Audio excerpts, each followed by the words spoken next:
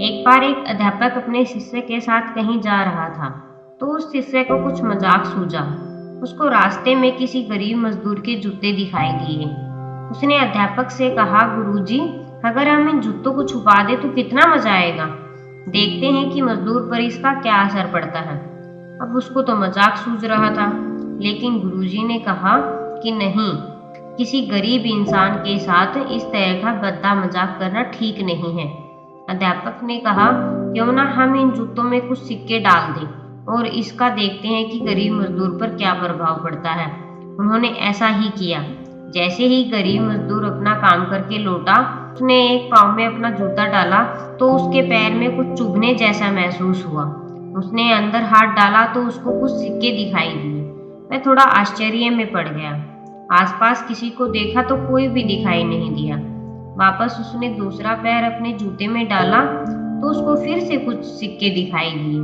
अब दोनों जूतों के सिक्कों को उसने अपने हाथों में रखा और प्रभु की तरफ इशारा करते हुए कहा कि हे प्रभु, पता नहीं किस भले मानुस ने यह सिक्के मेरे जूतों में छुपाए हैं, लेकिन जिसने भी छुपाए हैं उसको मेरी दुआ है। अब इन पैसों के बदले में मैं अपने बच्चों और पत्नी के लिए कुछ खाना और दवाइयाँ ला सकूंगा। और इतना बोलकर वहां से चला गया। इस बात को शिष्य और अध्यापक दोनों सुन रहे थे।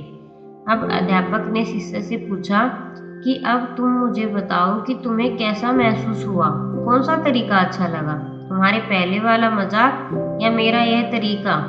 तो उसने कहा कि गुरुजी, मैं आपसे क्षमा चाहता हूँ। अब मुझे समझ आ गया है कि सच्ची खुशी किस चीज में है।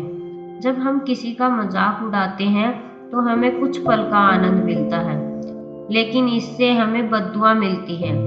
लेकिन इसके बदले अगर हम किसी की मुश्किल परिस्थिति में मदद करते हैं और जिसकी मदद की है उसको पता भी ना हो कि हमने उसकी मदद की है, यही सच्ची खुशी है।